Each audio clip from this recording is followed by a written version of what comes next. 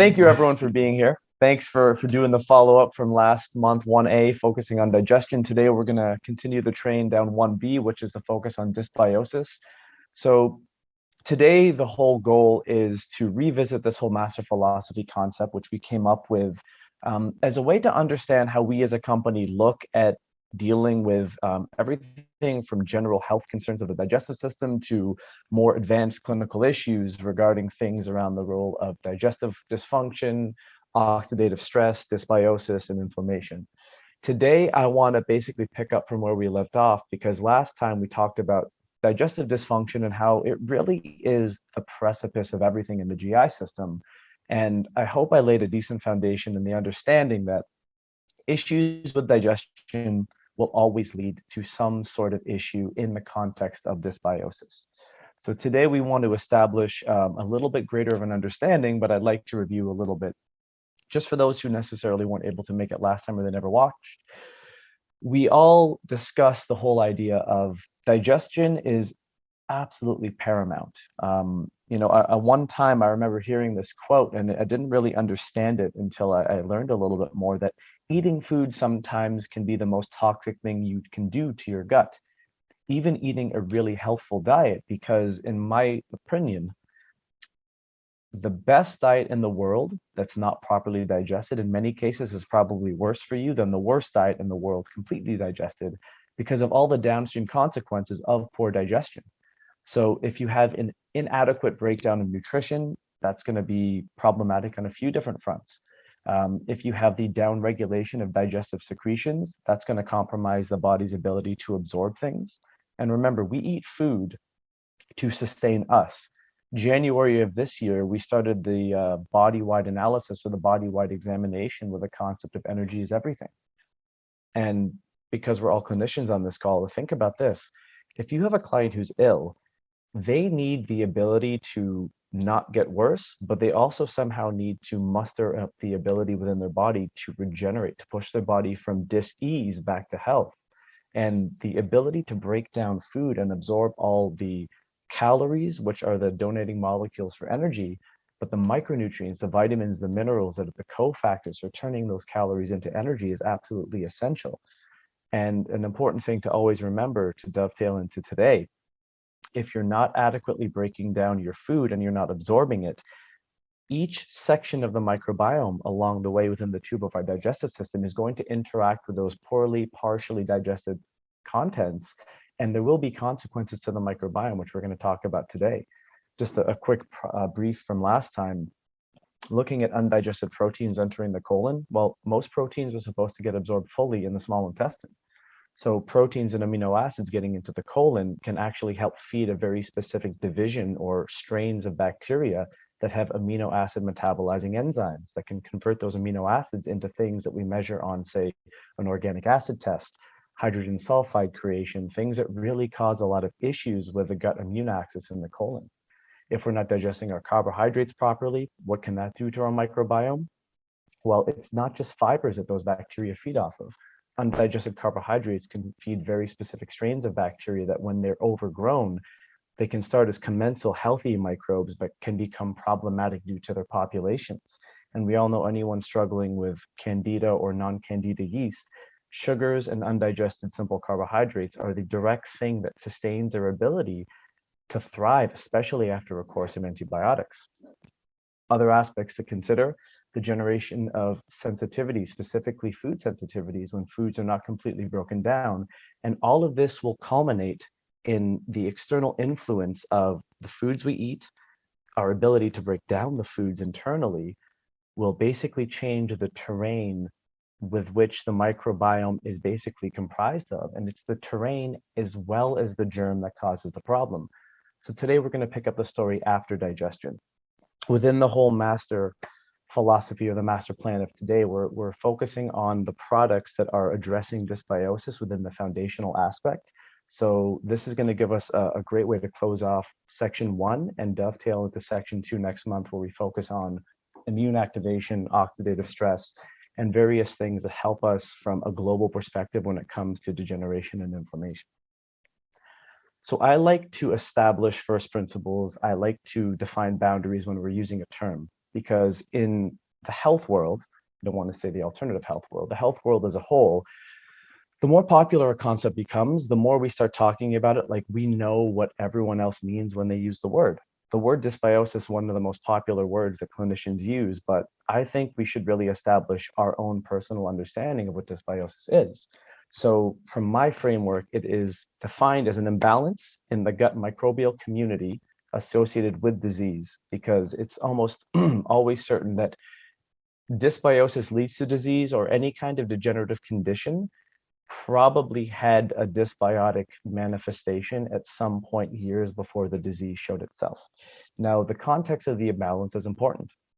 It could be due to the gain or loss, meaning too many or too little, of community members inside the microbiome, with changes in relative abundances of microbes.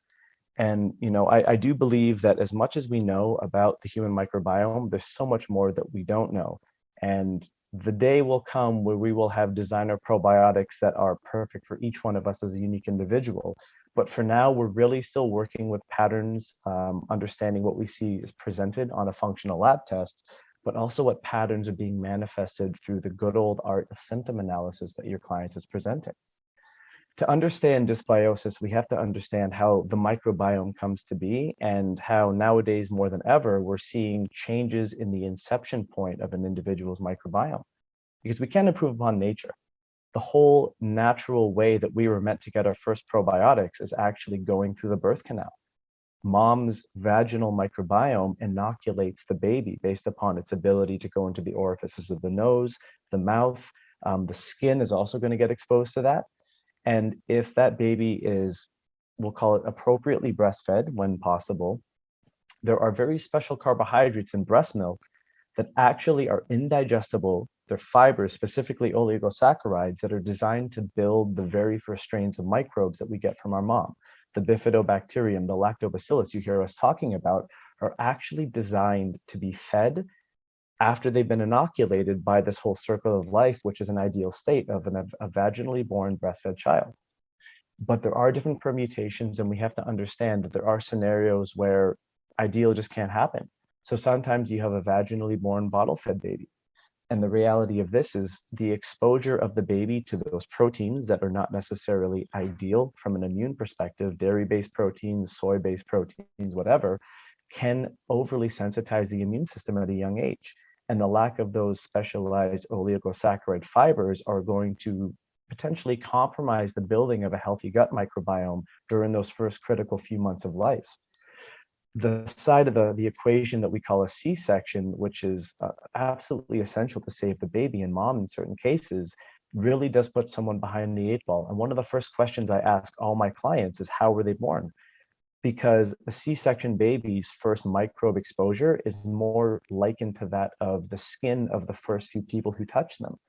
So what this is going to do, knowing that microbes in the immune system are so closely interlinked, and that the microbes that we essentially inoculate ourselves with entrain the development of the immune system in a baby, this person's immune system potentially, and if you look at the research, more likely is going to be predisposed to various conditions of immune response, inflammation, possibly degeneration, and metabolic consequences as a result of how they came into the world.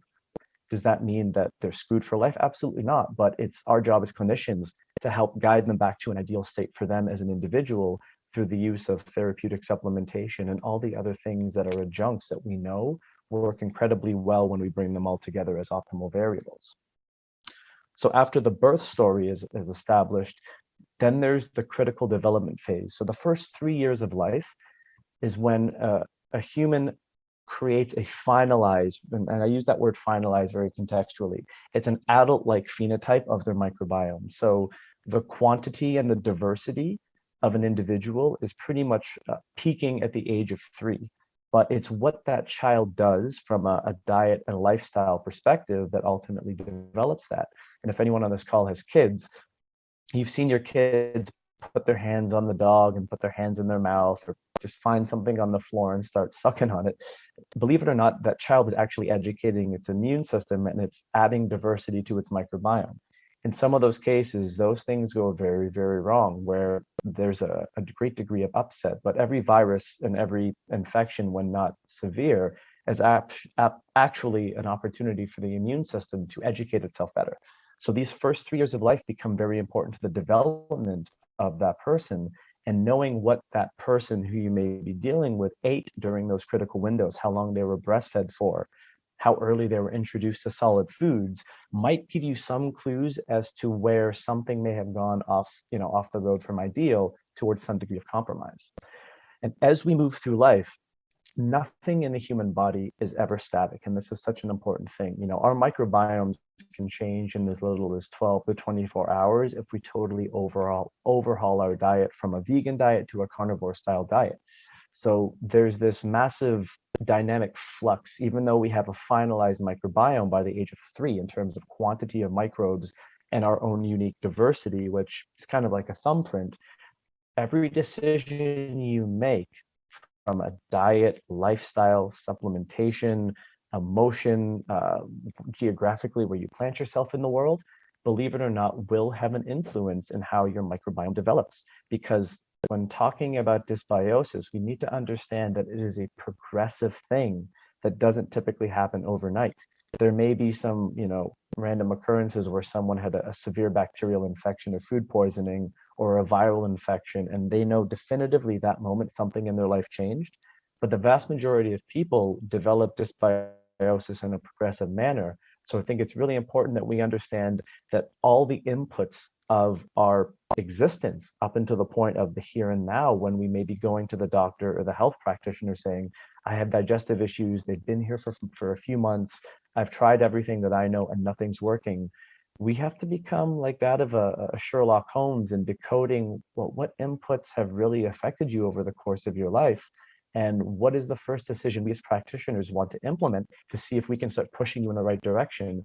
Because just as the development of dysbiosis is progressive, so is the attenuation or the regeneration of healthy digestive health and digestive function, knowing that dysbiosis will never get remedied unless you get phase 1A right, which is supporting digestion.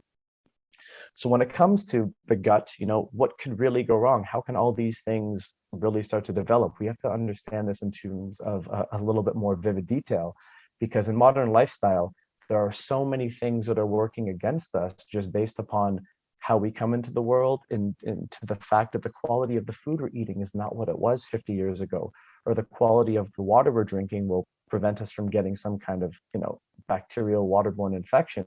But high amounts of chlorine and fluoride are going to do no favors for your microbiome in any way, shape, or form.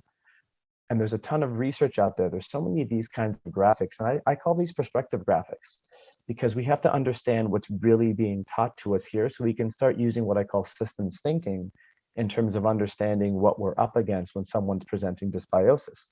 We talked about a lot of the variables there, but we need to know within the GI system, what are the conditions that are optimal in the stomach, and why might someone, say, get an H. pylori infection?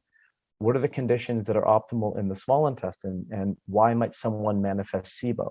Excuse me. What are the conditions that are optimal in the colon, and why might someone, say, develop, ulcerative colitis at some point? It's because the terrain and the microbes that inhabit that terrain are essentially imbalanced, but it's up to us to see how we can remedy that. Knowing the stomach has its own mucosal lining, there is a very small microbiome in the stomach, but it doesn't get any popularity because the relative abundance compared to the colon is absolutely nothing. It's like pouring a drop of water in a swimming pool and expecting the water level to rise. Most of dysbiosis that we experience with people is colonic dysbiosis, and most things that relatively speak to the idea of bacterial overgrowth, I would say, is probably small intestinal, but even those aren't hard and fast. So if we can help regulate the conditions of the digestive system by supporting digestion itself and food choices, it makes our ability to treat dysbiosis a lot more successful, because we've anchored the terrain. Now we're focusing on the concept of the germ. And I want to come back to this because, I don't like quoting myself here. That's why I didn't put my name underneath this quote, because I don't want to have some shameless self-promotion. But when I think of dysbiosis, I don't think of it as one thing that everyone who has dysbiosis suffers from. That's why I say dysbiosis is a thing conceptually, but it is simply not a thing.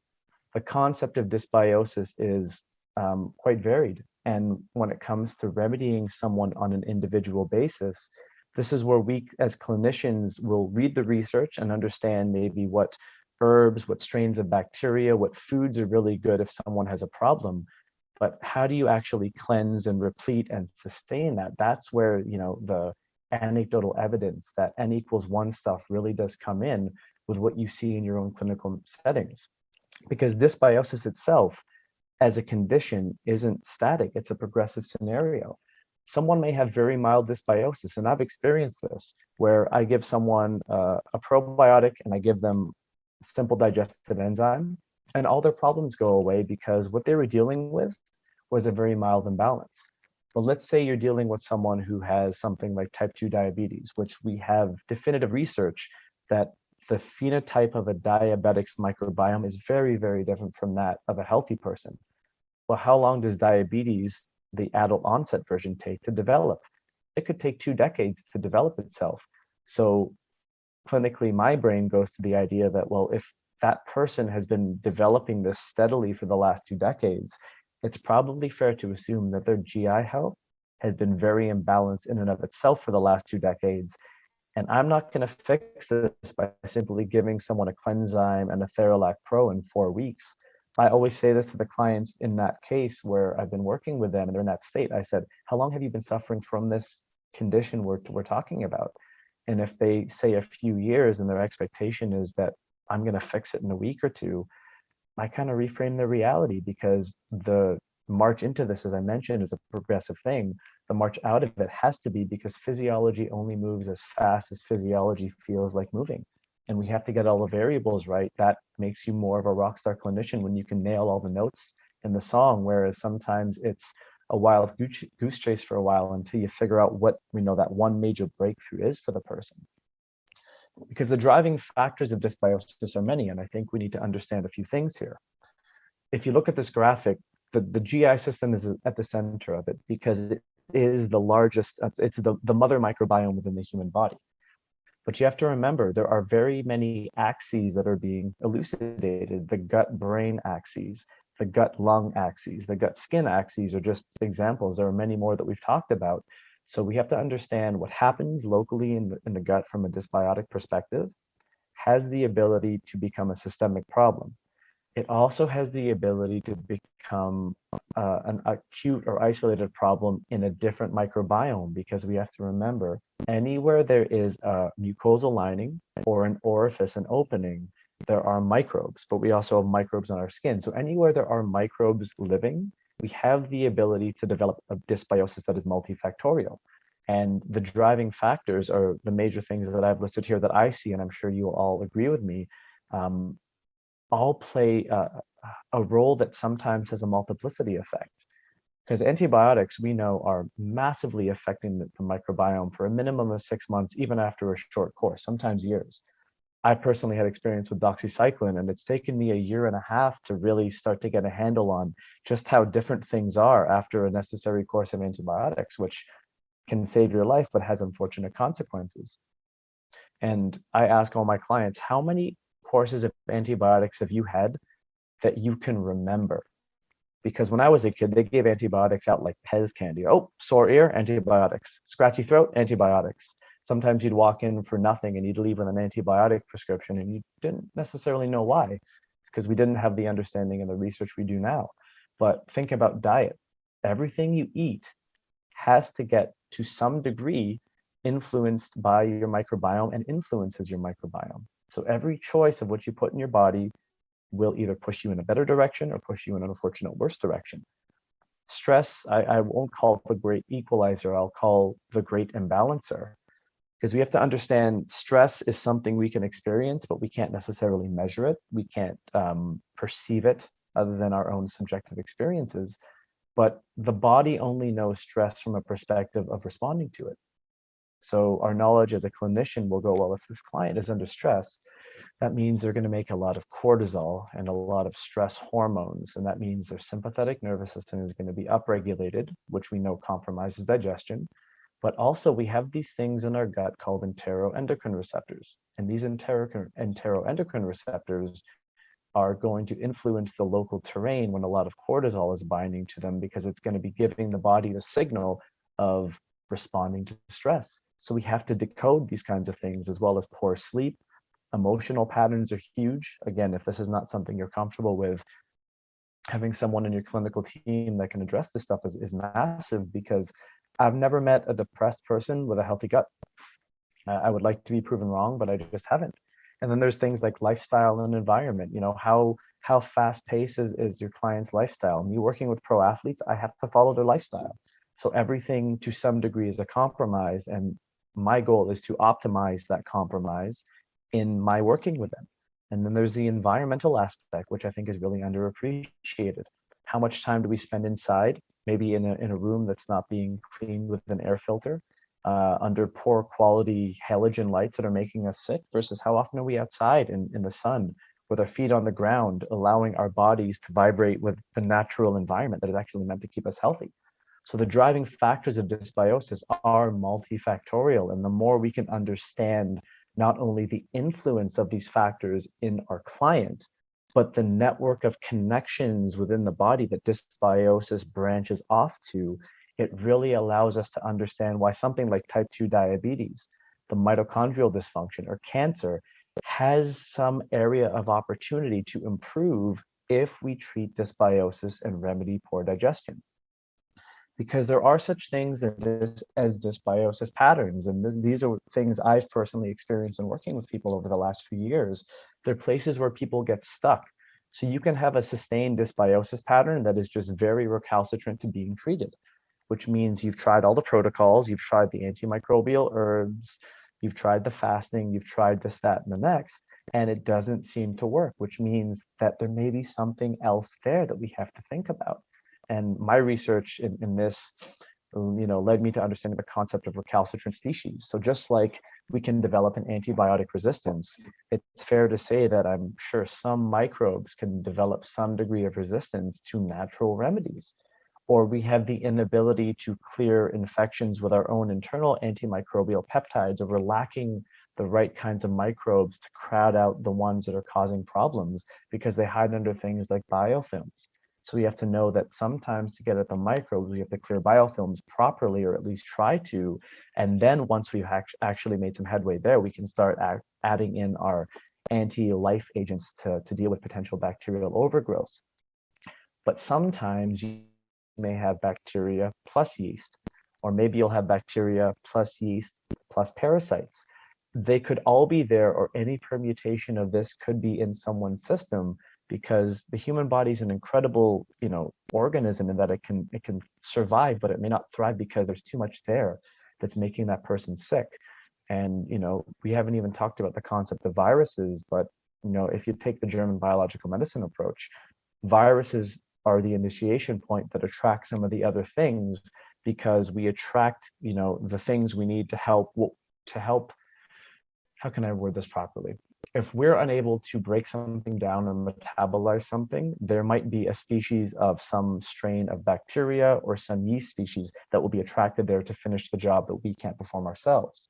So all of these things may come together, and there will be some degree of immune suppression. And if you've watched the last two masterclasses with Dr. Eric Belkovich and Dr. Kelly, you do know that we've talked about the cell danger response a lot, because the chronic state of dysbiosis does dovetail to one thing happening in the body: local and systemic inflammation. And then these clients get stuck in these healing cycles, and they go everywhere under the sun to try to get better without anyone necessarily knowing how to approach this in the first place. So when we're looking at how to approach this, we have to have a really good understanding of what the body's trying to do and what happens when the body really falls out of favor of maintaining balance. Because this scenario right here on the left-hand side is an ideal scenario. We have the major, nodes in the network. We have the microbes, the microbiota specifically. We have the epithelial cells, and we have the immune system. These three have to play nicely with each other. And how it's designed to work is that we have our physical barriers, which is the epithelial layer and the tight junctions. We have a physical barrier on top of that called our mucosal lining, which is meant to be impenetrable. So bacteria theoretically are not meant to be able to poke through it until they do. And then we have our immune cells, which are meant to be kept separate from the vast majority of our microbes, so everything lives in an ideal harmony. In this scenario, the interaction and the response is a healthy one because no one's going to be playing in a way that is not tolerated by all.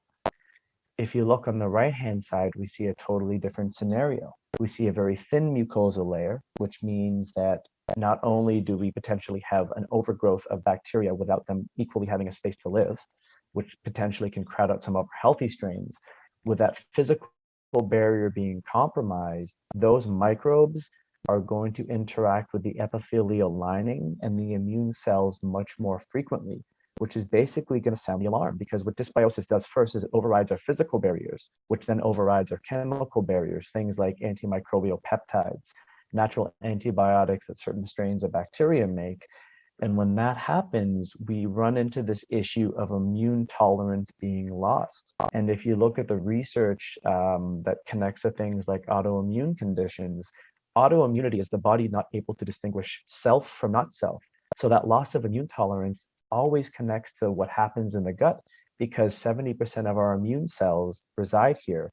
And many immune cells have memory so that the next time they experience something, they know what to do. If we have loss of immune tolerance, we have loss of the ability to regulate the inflammatory response in our body, which then generates what we call the cell danger response and chronic gut inflammation, which will lead to chronic systemic inflammation. And this is how we're setting up phase 2, because we have to understand what dysbiosis leads to. Anytime there's immune activation, there's cytokine production.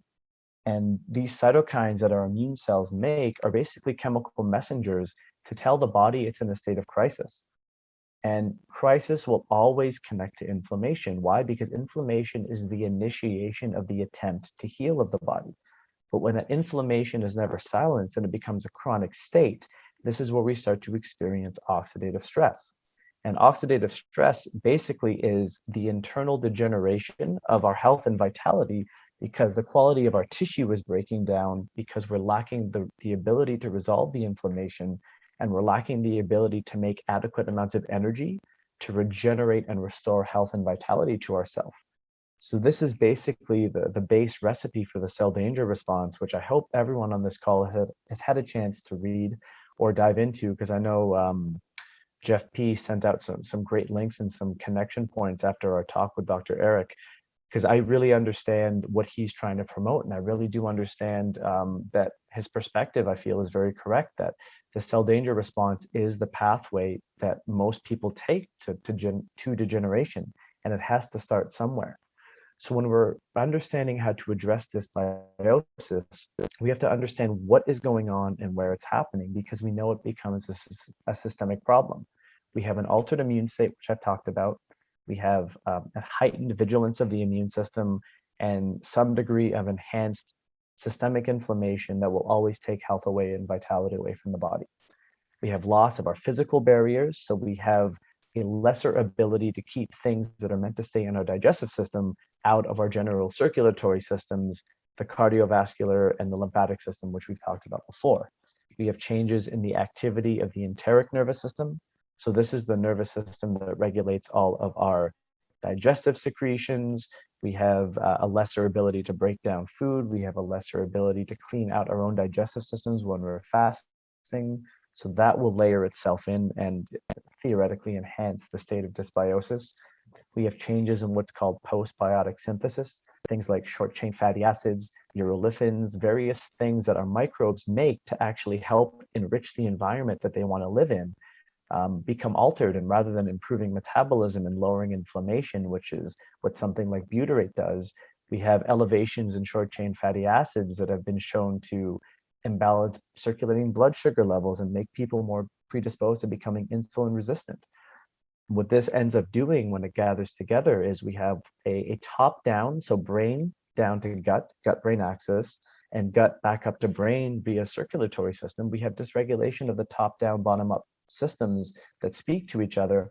And this is what causes a local within the gut to a systemic body-wide effect of the downstream consequences of dysbiosis.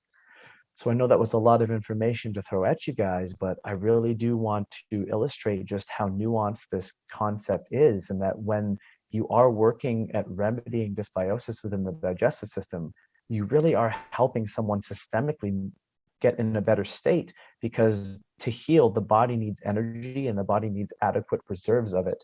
And anything that takes away energy and enhances inflammation is going to push them further away from that. So that's kind of the story of how dysbiosis comes together. And as I take a sip of water here, now we're going to look at how the concept of 1B can be approached from a clinical perspective when looking at products, but also some adjunct considerations to enhance how those products work. So we're assuming 1A is taken care of. We have prioritized helping our clients digest food, and we now know that it's not simply a digestive issue. There's something deeper here. I've separated this into 3 steps just for an easy framework to start and to try, understanding that you may have to come up with your own fancy footwork in this dance routine because each client requires their own unique touch. Step 1 is cleansing, and using something like Cleanzyme is where I start because it does 2 things really well. It addresses some degree of the biofilm aspect, because we have to understand that the microbes that are inhabiting our gut, they want to stay there. They've probably found a nice little home for themselves. You know, maybe they've been saving for a few years. They really bought that family home, so they don't want to leave. That family home is the biofilm layer that hopefully made some people laugh here. You know, I'm not necessarily a stand-up comedian, but we want to address breaking down the biofilm with the systemic enzyme formulas within Cleanzyme, so we can have the benefits of the ozonated and oxygenated magnesium, which actually do work as an antibacterial agent. So what we're trying to do here is 2 things. We're adding some external influence by breaking down biofilms and trying to eradicate some overgrowth of bacteria that are not leaving on their own. But we're also working with our own immune system and microbiome to help them clear pathogens, because we have to understand, if we break down a biofilm, the microbes and the immune cells in our system can also act upon that overgrowth and help to remedy itself, providing we're doing things in the right order. So here, this is the first step of eradication, and it is not a one-size-fits-all. We're breaking biofilms and we're utilizing a cleansing agent. I will say the one thing to consider is understand the client that you may be thinking of using this with, and understand their tolerance for something like an antimicrobial agent, because a Herxheimer reaction is a thing, and a very strong die-off reaction may be too aggressive for a client who is very gentle. They have some degree of mitochondrial dysfunction. They respond very quickly, but also very poorly to aggressive treatments. So you may want to start with 1 Cleanzyme per day for a short period of time, just to see how your client tolerates it. You can go up much higher. I can say that I have taken 8 Cleanzyme a day as a personal experiment. And if anyone knows what the concept of Old Faithful is, we'll just leave it at that, understanding that at some point you will experience somewhat of a loose, more frequent stool. Just make sure you're near the bathroom, make sure you don't wear white, and don't let anyone tell you a funny joke if you're high-dosing Cleanzyme. So once we've started the cleansing content, which may take multiple rounds, then we have to think about repletion. Repletion is when we're trying to repopulate the microbiome with known healthy microbes on a temporary basis. So the one thing that Master Supplements does so well, which is the thing that sold me on wanting to get involved with the company, is targeted strain designated microbes. If you guys ever talk to Jeff Thurston, he can literally talk to you at least for an hour about all the different functionalities of each microbe and each probiotic. Which ones produce pro-inflammatory cytokines, which ones produce anti-inflammatory cytokines, which ones are antibiotic resistant. The key thing here is understanding that our strains have a very specific function, and it gives you a bandwidth of options when you're working with a specific patient. If you have a patient, like I mentioned before, who's incredibly sensitive and you don't want to raise pro-inflammatory cytokines, then you can give them something like a Trubifida, or if their issue is mostly colonic, that's where you can start. If you maybe want to focus on something like Candida eradication and upper GI stuff, then we have something like Truflora that is a small intestinal targeted probiotic. And the defined functionalities, in addition to the deep delivery system and the lactostim, which allows us not only to get past the harsh conditions of the stomach and the upper GI system to allow for a deeper delivery into the small and large intestine in what I call the dispersion pattern, it also allows our microbes to have a really good chance of surviving because we put food in there in addition to the strains of bacteria. So this way we give them the maximal ability to basically come back online and thrive and perform the functionalities that we want them to do. So the way I separate these four products are as follows in categories 1 through 4. If you want diversity and maintenance and you want to give someone a good probiotic post-antibiotic use, Bioenzyme is my go-to. If you want to deal with small intestinal issues, potentially helping to eradicate SIBO in conjunction with some cleansing or a yeast and fungal focus, you go with Truflora. If you want more of a systemic support or an infection-focused product, Theralac both helps the small and the large intestine. And if you want colonic support that has an anti-inflammatory effect based upon the cytokines that are produced, True Bifido Pro is the go-to. Are these hard and fast rules? No. Everyone on this call knows that there is nuance to when you give a client a product and it's supposed to do this and it does that. Sometimes you may have to switch out Bifido with Theralac and it may be the thing that your client needs. But ultimately what we're trying to do here is give options, because when we're cleansing, we do want to make sure that we're using some sort of probiotic to anchor. And when our cleansing's over, the combination of strategic probiotic supplementation in addition to strategic diet construction is absolutely essential for the proper repletion, because the food we eat also helps to build a healthy microbiome. And we need to understand that the conditions of the GI system do vary drastically based upon the environment that we're talking about. The small and large intestine have very mirrored roles when it comes to the environment. Oxygen rich environment of the small intestine will lend itself to having a very specific strains of microbes that can live there that can't necessarily live in the large intestine. Neither can they tolerate certain differences of pH variation or nutrient loads. So this is the kind of thing, we as a company think about when we formulate a product, because we want to make sure that we give you something that is efficacious, because the old saying is the most expensive supplement is really the one that doesn't work. And that's how I want to end this. So knowing that we have the ability to target the different segments of the GI system and knowing how to suggest probiotics for a specific condition is something that not a lot of other companies do. So, if you do want to know more about this, please do reach out to your reps. They have a plethora of information regarding the probiotics, as the company also does with really advanced technological sheets. So once we've done our cleansing and we're talking repletion, then the third thing is what I like to call anchoring from a different perspective. We're providing food for the thriving strains of bacteria. So you've cleansed, now you want to repopulate, but we need to make sure that we feed the right kinds of microbes, because not all fibers are created equal.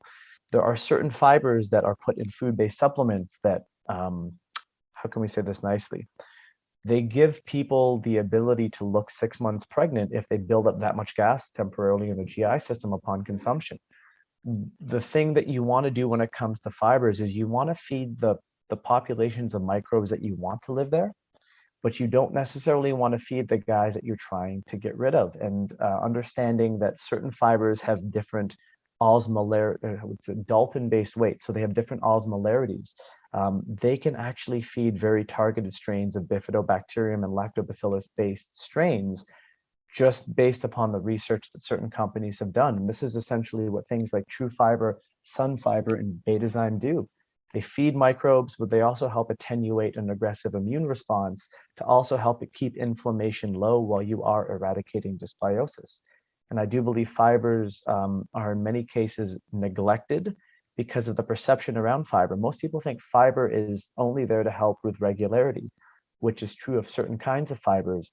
But fiber acts as a food that is a prebiotic for a microbe to create what's called a postbiotic, which is a molecule that those microbes make to help optimize the local environment that they're living in a mutually beneficial way for us, the host, and then the microbes. So it's synergistic relationships. And that's what using fibers are like. But we, again, have to understand that each person is very different. I always, and this is my own clinical bias, I always start someone off with a half scoop of fiber because I want to see how they tolerate that first. I want to make sure that there's no kabooms that are going to happen before I go to a full scoop. And that's just my own bias, but it really comes down to the individual you're working with, their symptom analysis, your working relationship with them, and the perspective that you take when dealing with the GI system.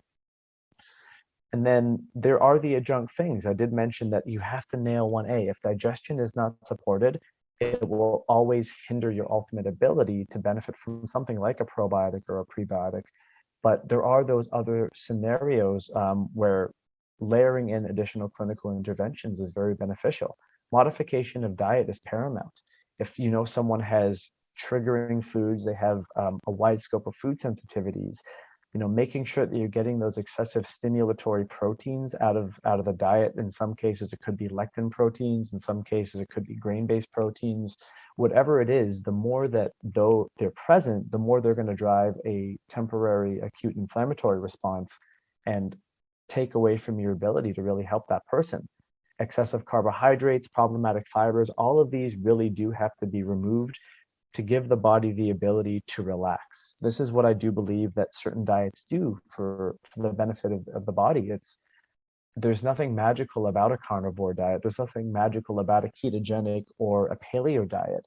If you look at them, they're really exclusive diets, meaning they remove a lot of the variability of different items that someone could eat. And it's the response of the body's ability to finally relax because they're not ingesting something that is problematic all the time.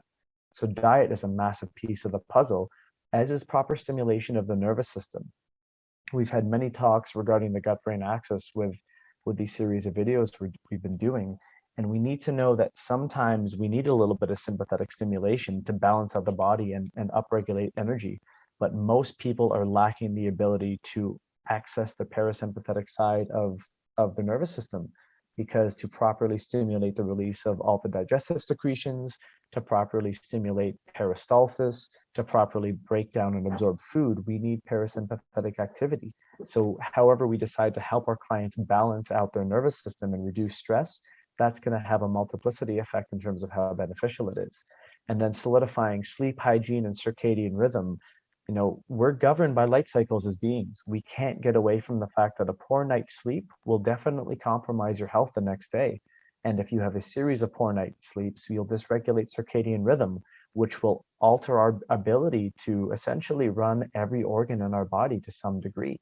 So yes, supplements are essentially a huge part of this puzzle, but they're not everything. We have to bring everything together, like, the concept of different musical instruments coming together in an orchestra. That's really what makes the beautiful music. And when treating clients, there is no one size fits all. And this is something that I've recently done with a client where it took multiple rounds of doing the cleanse, repopulate before I was comfortable with giving them the fiber. And then at some point, when I'm treating someone with supplements in the supplement regime, I do want to take a break from everything and then start progressing other aspects of my clinical interventions to see if I've gotten them to a place where they can thrive without the need for a supplement. So it's cleanse, repopulate, invigorate with some prebiotics, and then reassess after a little bit of a washout period. The art of treating a client really is that it's an art, but also a science.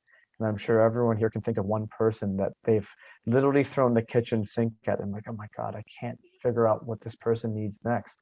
Maybe it might not necessarily be what you're doing, but it might be how you're doing it. And I just hope that, provokes a little bit of thought. Because when we're dealing with dysbiosis, all of these things are considerations. All of these variables of what can influence the body will tilt the body away from an ideal state. And the shift we see in dysbiosis is sustained and driven by a system that is very much out of balance. So we do need to understand dysbiosis is a conceptual thing. It is a unique thing to each individual person, and all of its variables will lead to some downstream consequence of the removal of their health and vitality.